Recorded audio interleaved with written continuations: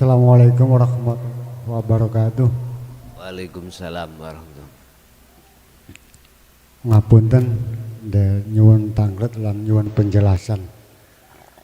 Masalah kuwatah tiyang utawi umat Kanjeng Nabi khususipun kala sampun dipun aturaken dening panjenenganipun Gus Mukrason bilih 99,9% niku tiyang ingkang ingkar, ingkang purun rami ajaran dinul haq utawi ilmu tauhid 6,5%. Punapun niku wonten hubungane kalih sinten kemawon ingkang ten lebete manah niku pun kebeken urusan donya, pun kebeken urusan kedudukan menawi tiyang ustad utawi kiai bahkan utawi juru dakwah menapa iki termasuk kebeken urusan ilmune sehingga teng lebete manah niku penuh dengan urusan ngoten-ngoten wau sehingga masalah ajaran dinul haq utawi dinul tauhid mboten saged utawi mboten wonten ruang ten lebete manah sehingga mboten purun rami ajaran menika. Niku nyuwun penjelasanipun. Akhirul kalam. Assalamualaikum warahmatullahi wabarakatuh. Waalaikumsalam warahmatullahi wabarakatuh.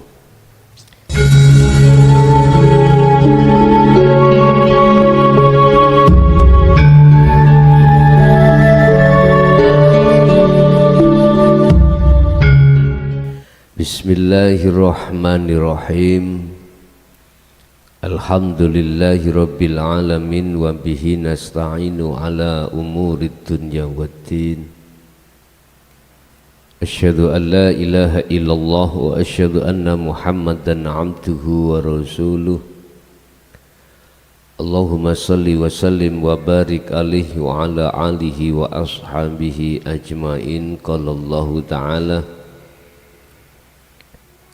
wa idh qala Luqmanu libnihi wa huwa ya'iduhu ya bunayya la tusyrik billah inna syirka la zulmun azim. Sadaqallahul azim. Amma ba'd.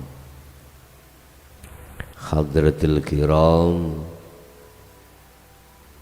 dumateng para kiai, asatid wa asatidah, tokoh masyarakat, tokoh agama khususnya di Desa Sumberjati, Dusun Rangkah, Kecamatan Mojoanyar, Kabupaten Mojokerto. Wabil khusus sedanten takmir Masjid Nurul Huda, jamaah yang rawuh di majelis ataupun di luar sana.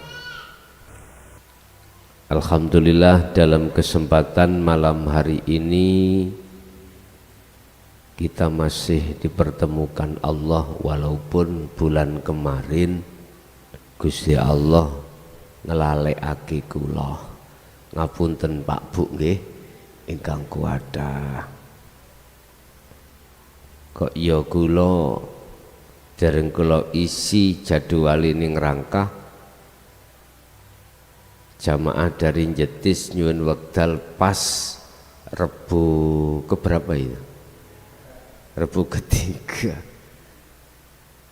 Ya Allah, kula iling-ilinge niku pas berangkat niku. Nggih ngapunten ingkang kuwadah.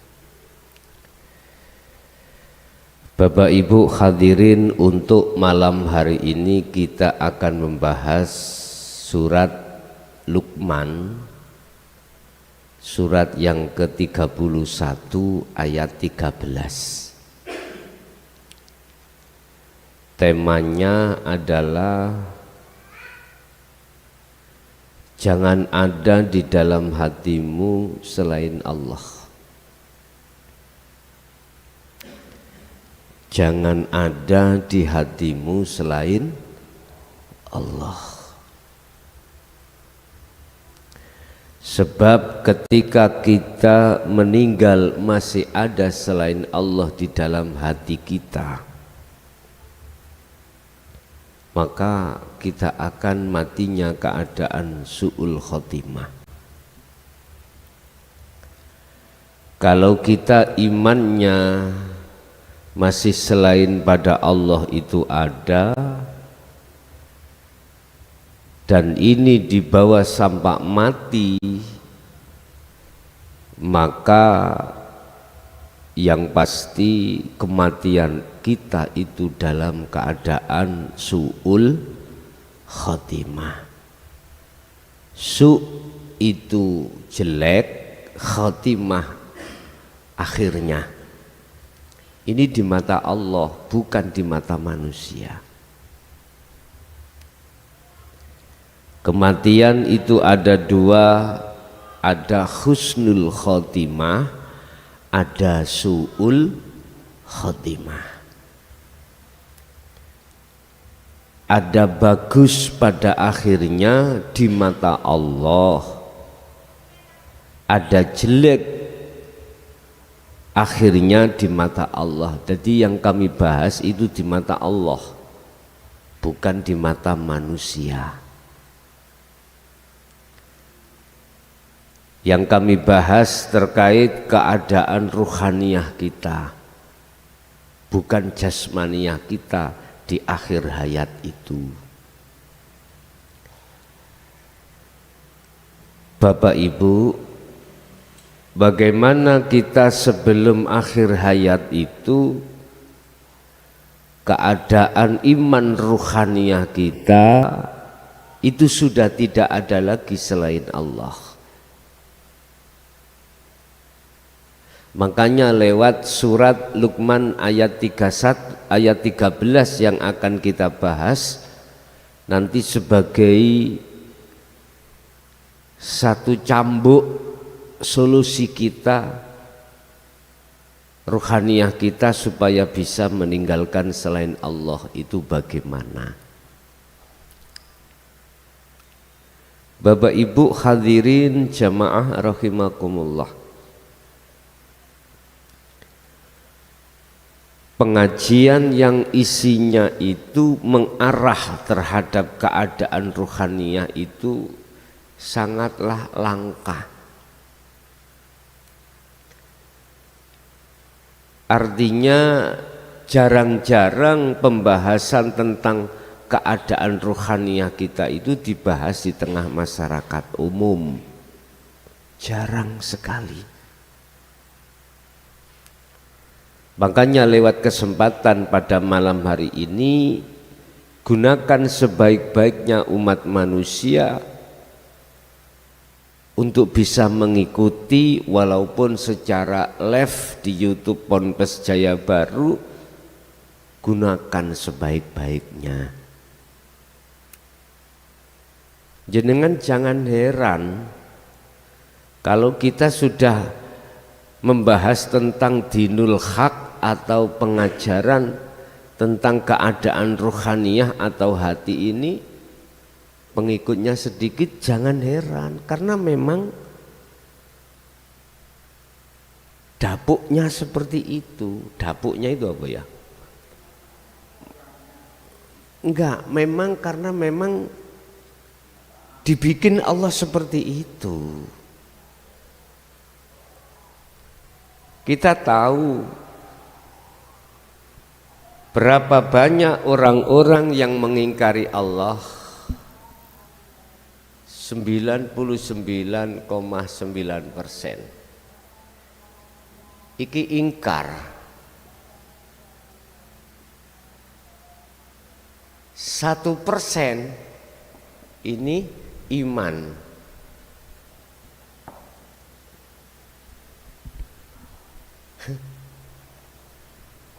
Enggak ono samput-ampute nggih. Makanya jangan heran jenengan. Jikalau sudah pengajian itu materinya itu terkait hanya tentang hati, itu banyak yang tidak mau. Tapi kalau sudah pengajian itu terkait tentang masalah, mohon maaf, urusan-urusan selain hati, apalagi urusan yang ada di kasaf atau di muhadharah. Wih, luar biasa. Intine kalau diajak akhiratnya bagus, iku susah. Kalau diajak dunianya bagus, iku luar biasa. Memang dibikin Allah seperti itu.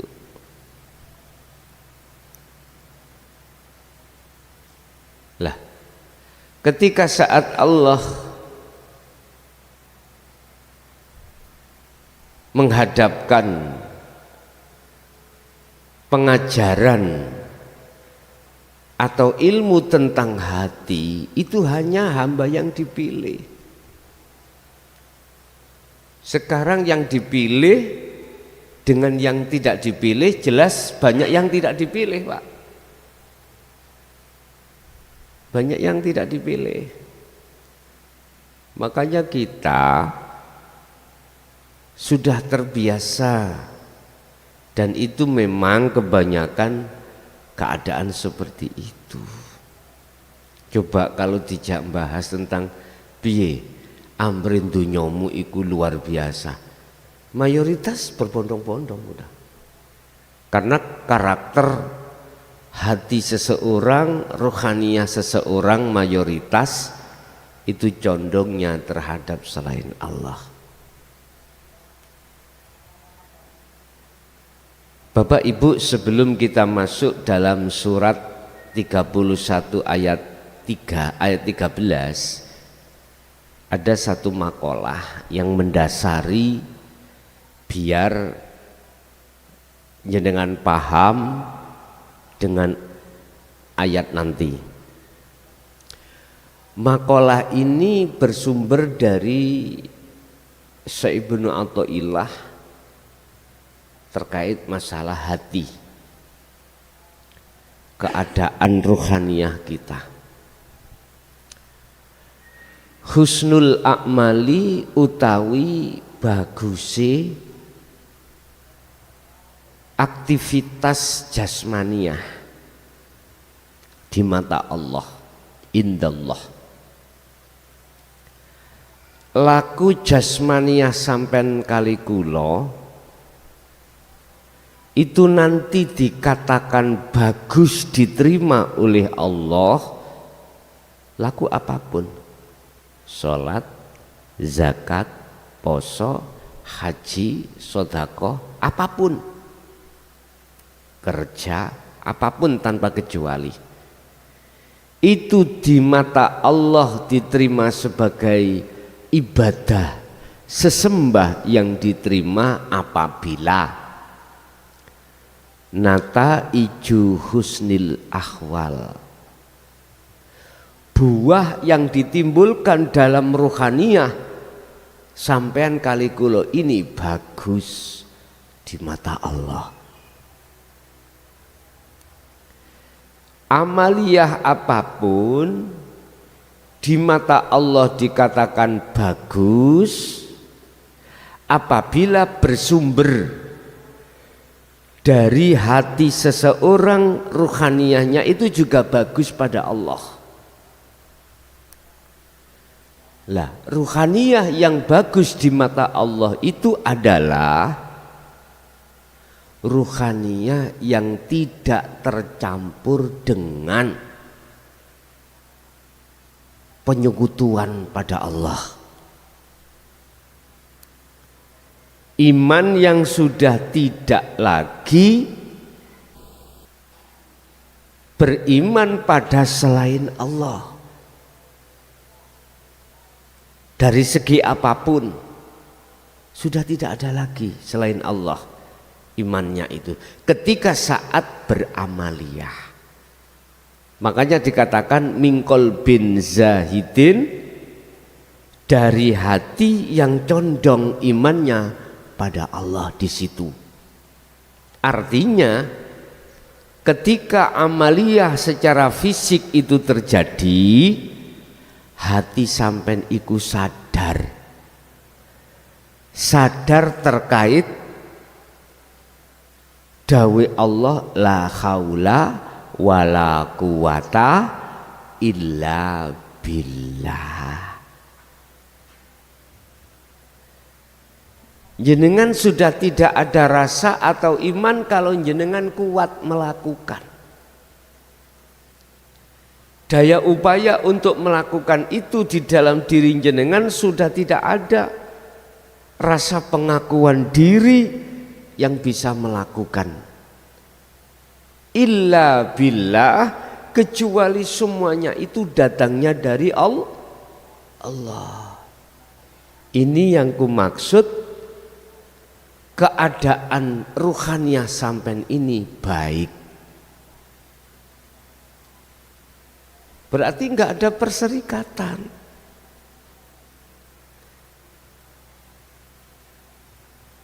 Amaliyah itu murni, imannya itu hanya pada Allah. Amaliyah yang seperti ini apabila terjadi dalam satu rakaat itu lebih baik daripada amaliyah 70.000 rakaat. Tetapi ruhaniyah masih merasa dirinya bisa melakukan. Dirinya hamba. Tak istilah no Pak, jenengan andai kata menjadi Pak Tani, menanam biji kacang satu, itu lebih baik daripada Pak Tani iku nandur kulit 70 hektar tapi kulit tok sing ditandur. Saged tukul? Mboten saged.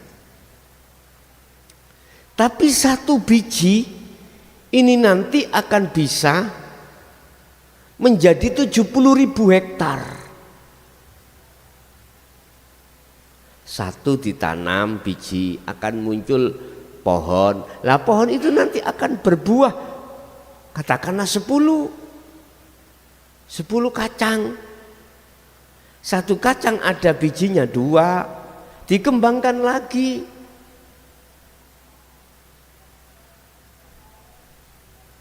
Sepuluh kalau isinya satu itu adalah 2, berarti menjadi 20. 20 biji ditanam lagi. Muncullah satu bijinya itu nanti namanya pohonnya, buahnya 10 lagi. Begitu akhirnya bisa sampai 70.000 hektar. Nah sedangkan yang menanam 70 hektar kulit aja ya tidak menuai kacangnya Pak. Yang cukul pasti rumput, yang cukul pasti macam-macam. Padahal tujuan jenengan adalah buah kacang. Gak bisa Pak. Artinya itu perbandingan ya, perbandingan.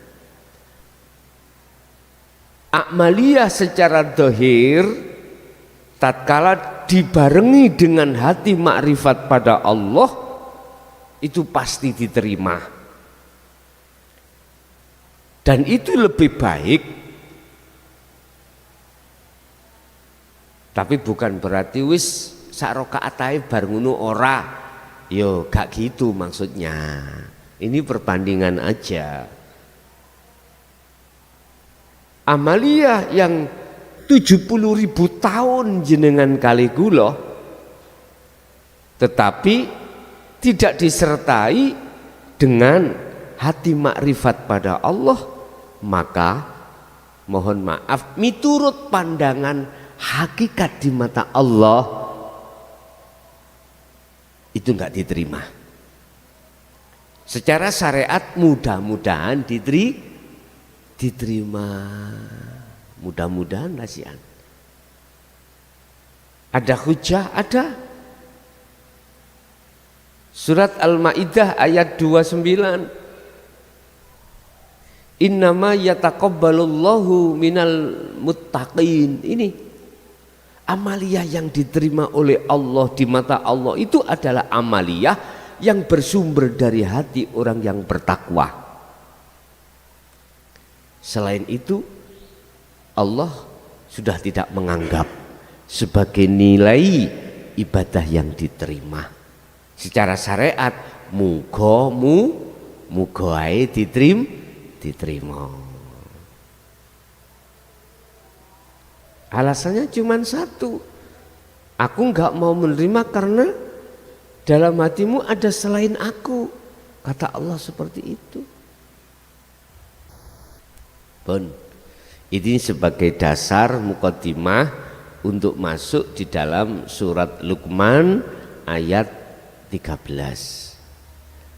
Bismillahirrahmanirrahim. Wa idh qala lan tatkalane dawuh utawa berkata sapa Luqman, sapa Luqmanu, Luqman. Luqman ini siapa sih? Kekasih Allah. Cuman tidak masuk di dalam deretan nabi dan rasul. Tapi dia kekasih Allah. Kalau bukan kekasih Allah nggak mungkin masuk dalam sejarah Al-Quran.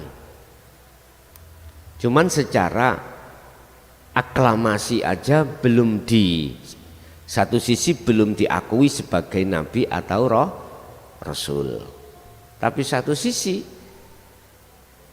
kalau saya berkata sudah, cuman tidak masuk deretan 25 rasul. Katakanlah kekasih Allah. Dawuh menyang sapa li benihi maring anak-anaknya Luqman. Aslinya gitu terhadap kita. Ketika saat Luqman dawuh terhadap anak putunya, wahwa lan utawi Luqman iku yaiduhu aweh pitutur sapa Luqman hu ing anak-anaknya. Artinya Luqman ini dawuh pesen nuturi memberikan seruan, memberikan warning, memberikan petunjuk, nasihat kepada kita. Ya bunayya, wahai anakku,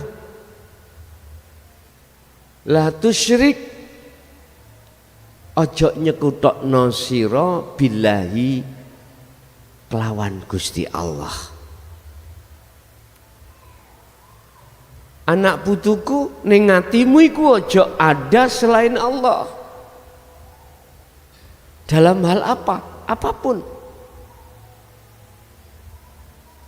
Kita dengar suara orkesan, jangan lantas ning ati iki mempunyai iman munculnya orkes itu dari makhluk. Jangan.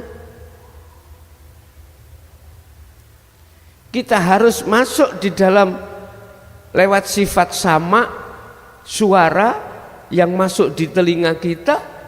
Hati kita harus beriman semuanya datangnya dari Allah. Kembali kepada ayat la haula wala quwata. Dia tidak bisa, tidak punya daya upaya apapun untuk munculkan suara atau kekuatan, keadaan illa billah, kecuali itu datangnya dari Allah. Iman sampai langsung pada Allah. Itu maksudnya.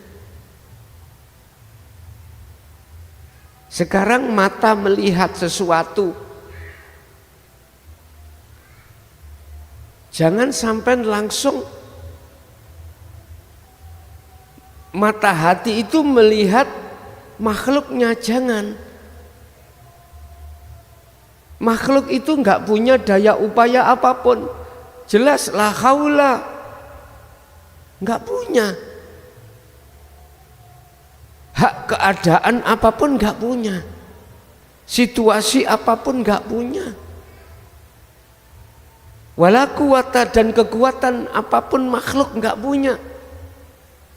Illa billah, hati sampean harus sambung iman hanya pada Allah di situ.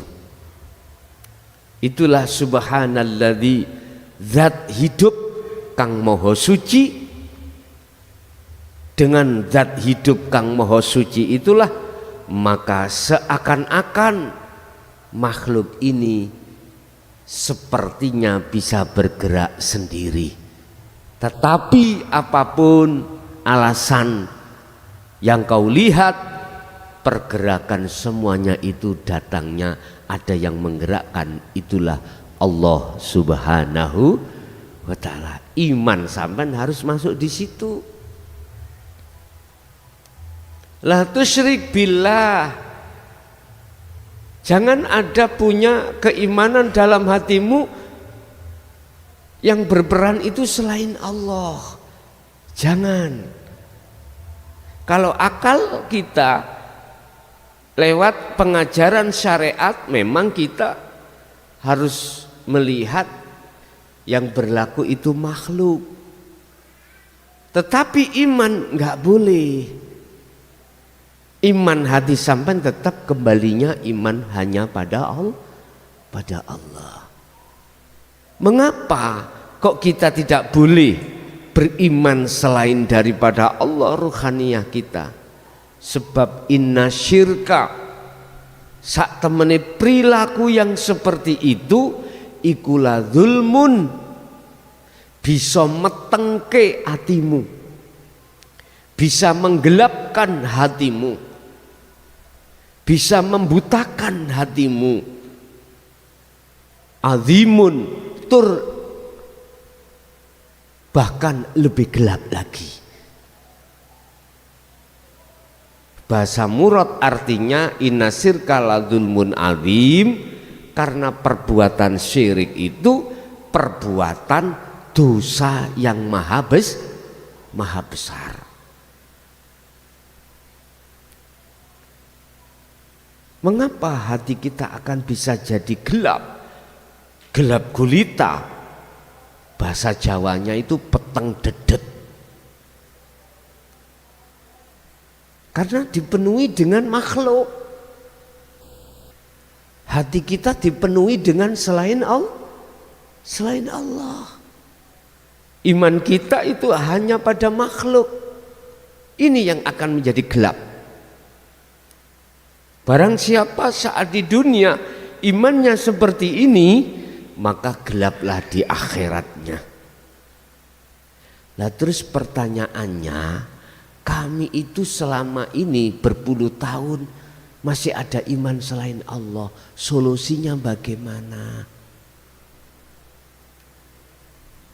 Jawabannya itu ada di surah Az-Zumar ayat 18. Surat Az-Zumar ayat 18.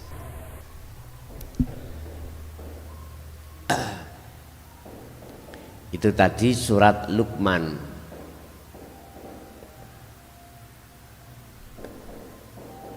Ayat 13. Ini surat Az-Zumar ayat 18.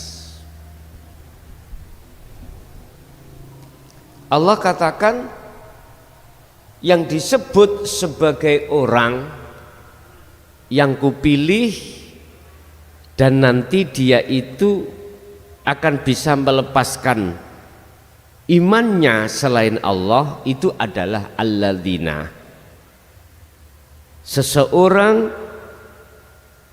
iku yastami'una kang gelem midhangetake, kang gelem ngaji, kang gelem nrimo al-qaula ing pengajaran dinul haq. Al-qaula ing wejangan-wejangan tentang ilmu hati. Itu mereka. Tapi golongan iki gur setitik, Pak. Golongan iki gur setitik. Ketika apa tentang masalah pengajaran ruhaniyah itu disampaikan oleh Rasulullah, sekarang diteruskan tabi'in as-solihin, atau boleh saya sebut sebagai guru akhirat. Kita itu menerima, Pak. Hati itu klik. Kalau hati kita sudah klik dengan pengajaran ilmu tentang hati, ilmu tasawuf, ilmu tauhid itu, mesti hati sampean ikut ditanamkan Allah untuk mencari dan memahami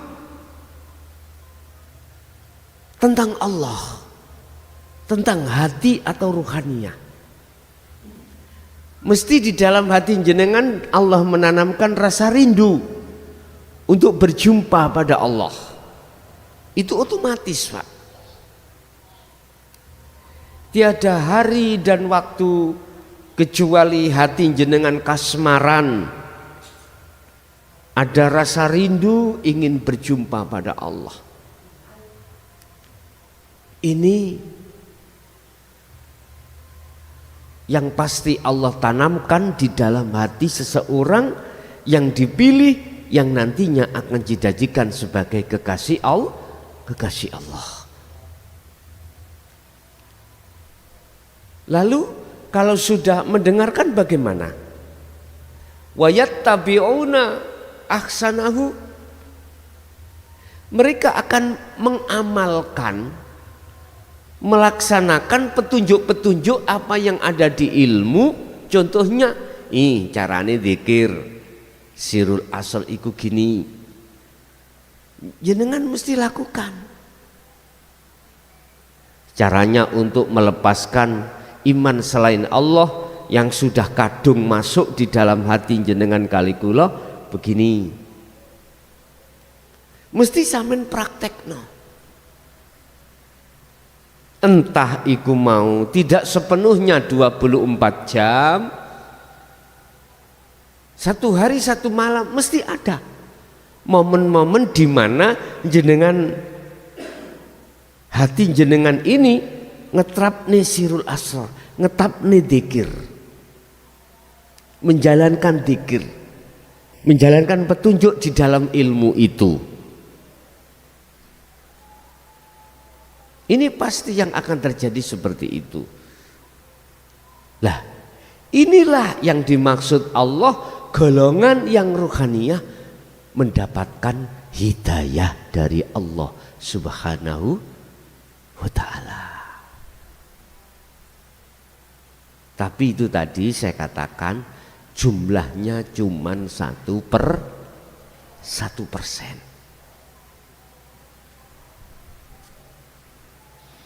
Sekarang satu dunia berapa miliar manusia ini? Atau satu Mojokerto lah, berapa orang jumlahnya seseorang ini? Yes, kita taruhlah 1 juta. Berarti 1%-nya dari 99,9% berapa? Saya menghitung sendiri. Itulah. Umpama kita hitung seperti itu. Makanya jangan heran kalau sudah masuk di ranah dinul haq, pembahasannya itu hanya sedikit. Saya tidak hanya dikasih tahu tentang masalah jumlah sedikit secara keilmuan, tapi juga fakta di lapangan, karena saya terlibat sendiri sehingga bisa kami hitung. Bapak Ibu, makanya jangan menjadikan hati sampai niku pesimis, walaupun posisi yang dipilih Allah itu adalah jumlahnya minoritas, tidak mayoritas. minoritas. Jangan menjadikan kecilnya hati jenengan. Pun kembali kepada surat Az-Zumar tadi ayat 18. Itu salah satu tanda orang-orang yang diberikan petunjuk oleh Allah, walaupun itu sedikit, mereka tidak hanya mendengarkan, menerima pengajaran dinul haq, tetapi juga dia mengamalkannya, membenahi, membangun keadaan rohaniah kita yang asalnya masih ada iman selain Allah. Hanya lewat zikir itulah nanti soyo suwe lama kelamaan iman di dalam hati kita selain Allah akan rontok, dengan sendirinya akan rontok, akan hilang.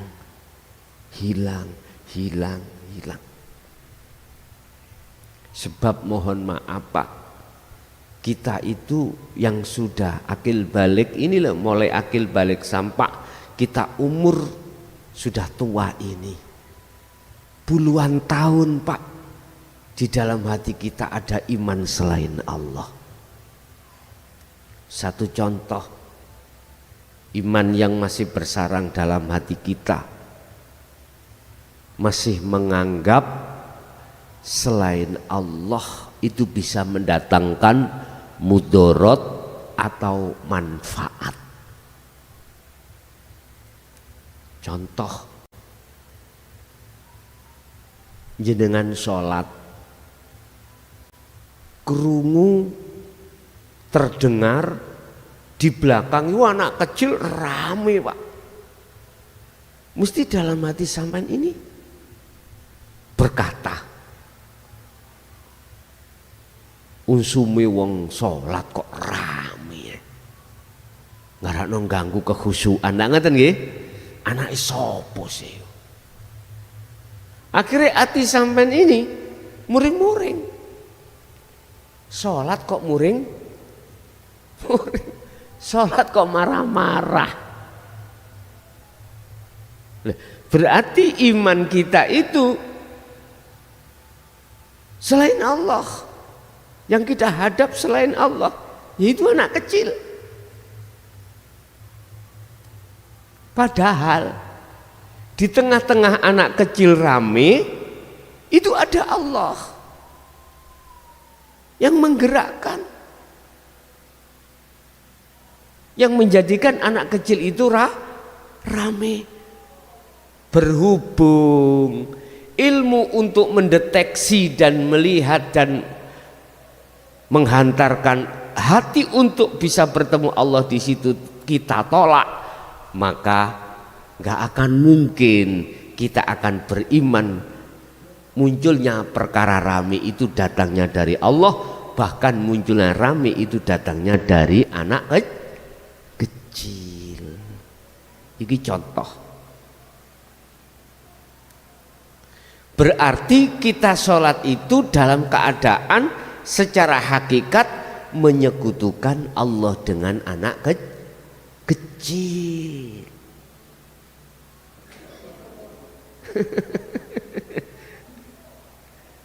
Berarti kita, hati kita masih ada syirik, namanya syirik khafi. Makanya Luqman berpesan terhadap anaknya, termasuk pada kita, la tusyrik billahi, jangan ada selain Allah dalam hatimu, imanmu. Sebab jikalau ada, maka la zulmun azim, syirik itu akan menjadikan gelapnya hati kita pada Allah. Jadi peteng dedet ruhaniah ini tidak bisa untuk sampai pada Allah.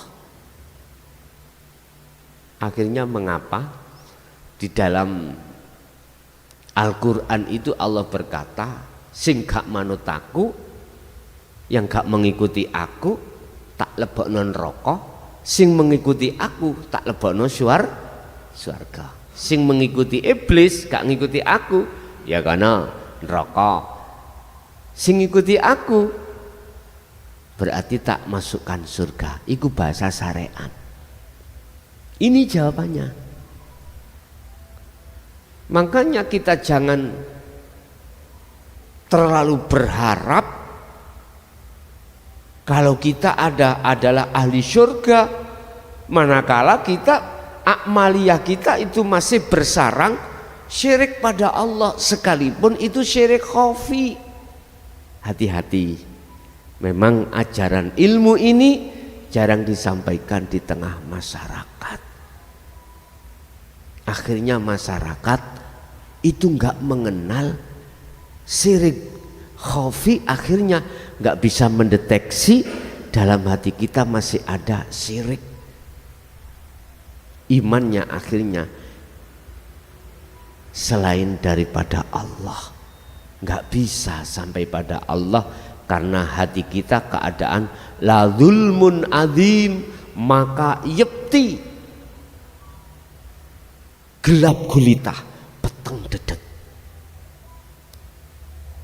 Entah gimana rasanya kalau posisi kita itu ada tempat yang paling gelap, itu entah bagaimana keadaan kejiwaan kita kalau ditaruh di dalam tempat yang tempat itu sangat gelap gulita, mesti wedi, khawatir, gelisah, pokoknya nggak ada yang enak. Coba kita praktekkan, kita berjalan dalam keadaan mata kita tertutup, atau mata kita nggak tertutup tapi tempatnya gelap sekali. Biar keadaan kita berjalan itu raose yo nopo ning ati ya tetep rapenak, mesti ada rasa takut, entah takut dicokot ulo, entah takut iku kejeblong jurang, pokoknya mesti takut. Rasa khawatir, rasa gelisah ikut terus menerus. Itu loh maksudnya la zulmun azim, seperti itu. Kalau kita masih belum bisa mendeteksi bahwasanya sholat kita itu diterima atau tidak di mata Allah sebagai penyembahan, itu bentuk rasa khawatir kita. Bapak Ibu hadirin jamaah rahimakumullah. Jadi kesimpulannya materi pengajian malam ini adalah khusus bagi yang sudah kadung ada selain Allah dalam hati tentang iman. Mari kita belajar untuk membersihkan. Dengan cara bagaimana kita membersihkan? Lakukanlah zikir sirul asrar. Udah, urusan bersihnya total jenderal itu kapan? Urusan Allah. Yang penting kita selalu hati ini berzikir sirul asrar terhadap Allah. Pun itu satu. Nomor dua, jikalau sudah bersih, kita harus fastaqomu, mempertahankan kebersihan itu dengan cara fastaqomu, pegang teguh tali Allah, zikir tersebut di setiap saat dan waktu. Istilah kemerdekaan jasmaniah kita 17 Agustus itu harus kita pertahankan, salah satu dengan bentuk kita memperingati kemerdekaan itu. Kalau kita mempertahankan kemerdekaan ruhaniah dari penjajahan hawa nafsu, maka kita harus tetap menjaga zikir tersebut. Itu Bapak Ibu apa yang bisa kami sampaikan untuk kesempatan malam hari ini. Sekali lagi kami mohon maaf pada waktu bulan kemarin kami dilupakan Allah. Kita masuk pada sesi tanya jawab atau dialog barangkali ada, monggo kula persilakan.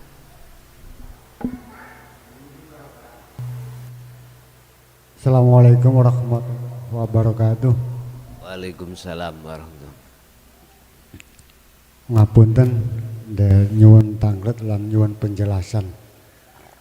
Masalah kuwatah tiyang utawi umat Kanjeng Nabi khususipun kalau sampun dipun aturaken dening panjenenganipun Gus Mukrason bilih 99,9% niku tiyang ingkang ingkar, ingkang purun rami ajaran dinul haq utawi ilmu tauhid 65%. Punapa niku wonten hubungane kalih sinten kemawon ingkang ten lebete manah niku pun kebeken urusan donya, pun kebeken urusan kedudukan, menawi tiyang ustad utawi kiai bahkan utawi juru dakwah menapa iki termasuk kebeken urusan ilmune, sehingga ten lebete manah niku penuh dengan urusan ngoten-ngoten wau, sehingga masalah ajaran dinul haq utawi dinul tauhid mboten saged utawi mboten wonten ruang ten lebete manah, sehingga mboten purun rami ajaran menika. Niku nyuwun penjelasanipun. Akhirul kalam. Assalamualaikum warahmatullahi wabarakatuh. Waalaikumsalam warahmatullahi wabarakatuh. Ada 3 hal sebagai penghalang hati kita tidak mau menerima dinul haq. Yang 3 hal itu akan menutupi terhadap kita, menutupi hati kita sehingga tidak mau menerima dinul haq. Akhirnya ketika terhalang 3 hal itu, iman kita itu sesungguhnya tidak pada Allah tapi pada selain Allah. Wa minan nasi may yaqulu amanna billah wa bil yaumil akhiri wa ma hum bimu'minin. Surat Al-Baqarah. Banyak mereka manusia itu mengatakan kalau aku beriman pada Allah dan hari akhir. Banyak di antara manusia itu wa minan nasi berkata, manusia itu aku beriman Allah dan pada hari akhir, beriman pada hari akhir itu pasti ada. Tapi wa ma hum bimu'minin, Allah katakan dia sesungguhnya tidak beriman. Tidak beriman padaku. Sebab apa? Sebab dia menolak ajaran dinul haq, menolak ajaran yang mendidik ruhaniyah kita untuk mengesahkan Allah. Sebab apa dia menolak? Ada 3 hal. Pertama,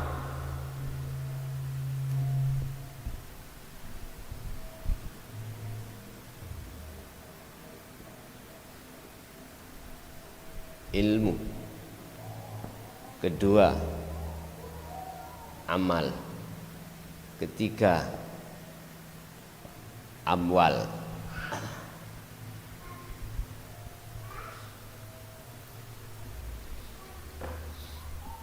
Pertama, ilmu. Yahjubuhum bi ilmihim. Karena ilmu yang ada pada diri saya, akhirnya saya sok alim. Ilmu apapun ini Pak, ilmu apapun. Akhirnya dalam hatiku yang berilmu, aku merasa yang ngalim, aku yang ngerti, aku yang paham, aku yang macam-macam. Akhirnya dengan ilmu itu menutupi hatiku dengan Allah. Lah, ilmu yang dari Allah, wahyu dinul haq itu apa? Kami tolak. Kami tolak. Karena ilmu yang dinul haq itu mengajarkan supaya kita tidak merasa berilmu, kontradiksi Pak ini. Otomatis ditolak. Ujung-ujungnya saya ingin selalu dihormati karena saya tergolong orang yang alim. Ini menjadikan hijab tutup pada diriku. Kedua, amal ibadah. Ibadah secara fisik. Ibadah apapun. Salat, zakat, puasa, haji, apapun. Saya merasa diri saya menjadi ahli ibadah, disebut al-ubad. Nanti kalau ini kubiarkan, mesti yang terjadi aku merasa lebih apik, lebih bagus daripada orang lain. Contoh, Allahu Akbar maghrib. Lah kok ana arek ngamen nyanyi-nyanyi. Apalagi yang dinyanyikan itu rondo kempling. Atiku mesti ngomong, lah iya maghrib gak ngerti tak unsubi wong sholat. Lah kok menyanyi. Wis gak sholat. Mesti gitu. Lah wong sholat kok ya muring. Sholat kok marah-marah. Mesti hatiku aku lebih apik daripada orang itu. Karena memang iya Pak, pandangan manusia lebih baik orang posisi sholat daripada orang yang menyanyi atau ngamen. Tapi pandangan Allah beda lagi. Lah, dengan saya merasa menjadi ahli ibadah itu loh Pak, diri saya menjadikan hijab ibadah saya itu menjadi tutupnya hatiku pada Allah malahan. Bukan kujadikan sebagai jalan untuk bertemu Allah, malah sebagai penutup antara hatiku pada Allah. S2. Nomor 3, amwal, kekayaan Pak. Apakah kaya harta, kaya tahta, kedudukan? Ya. Allah katakan yahjubuhum bi amwalihim.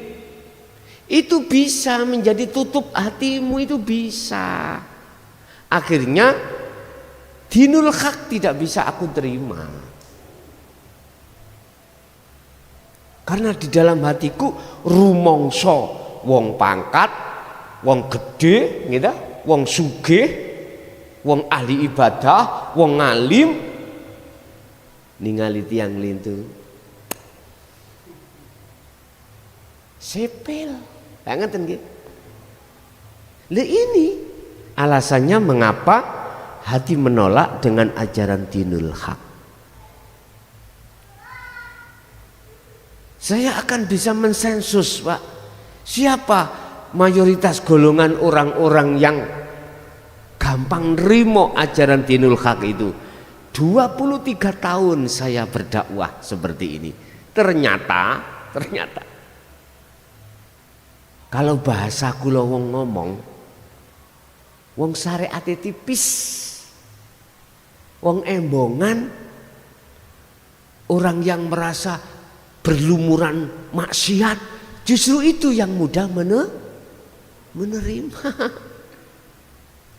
Tapi bukan lantas mayoritas semuanya yang ahli ilmu, ahli ibadah, ahli sedekah itu tidak mau menerima. Bukan. itu nilainya minoritas. Justru mayoritas itu orang yang menengah ke bawah, Pak, yang mudah menerima. Iya. Ini kalau saya boleh menimang-nimang, mensensus itu. Yang mudah menerima itu golongan yang seperti itu.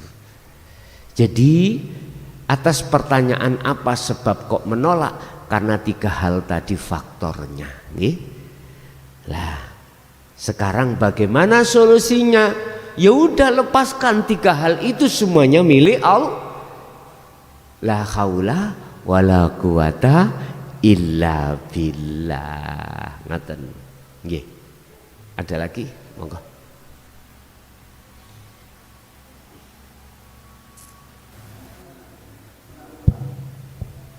Assalamualaikum warahmatullahi wabarakatuh. Waalaikumsalam warahmatullahi wabarakatuh. Nyuwun penjelasan ingkang den maksud pengabdian niku mboten mung cukup dateng batin tok, wujudna dateng laku dohir sak bendinanipun. Sampun ngoten mawon. Assalamualaikum warahmatullahi wabarakatuh. Waalaikumsalam warahmatullahi wabarakatuh.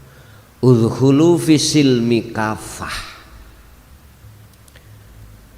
Pengabdian itu sempurnakan, gak mung di dalam batiniah saja, akan tetapi juga secara lahiriah. Lahiriah sebagai bukti atas pengabdian batiniah itu bagaimana. Gini Pak, jagalah dan jadikanlah hukum syariat menjadi hakikat untuk bisa makrifat pada Allah. Caranya bagaimana? Amaliyah secara syariat lebih-lebih yang diwajibkan, jalankan. Tetapi ketika menjalankan, ruhaniyahmu itu harus husnul ahwal, harus bagus di mata Allah. Bagusnya bagaimana ruhaniyah? Ya berhukum hakikiyah. Caranya bagaimana? Anda jangan pernah ngakoni ketika sholat itu kau bisa melakukan sendiri. Enggak. Hatimu harus sibuk menetapkan, mengimani, mengakukan semua itu karena Allah. Karena Allah. Yang memperlakukan itu hanyalah Allah. Inilah pengabdian rohaniyah dibuktikan dengan dituangkan secara dohiriyah. Hukum di dalam syariat itu hanya 2 Pak. Larangan dengan perintah. Artinya mana yang dilarang tinggalkan, mana yang diperintah jalankan. Ketika berlaku hukum loro niki 2 ini, hatimu harus duduk di tajalli, titik ada di situ. Hatimu harus melepaskan keakuanmu sebagai makhluk yang melakukan, justru dalam hatimu menetapkan keakuan Allah semuanya yang memperlakukan. Nggih. Wonten melih?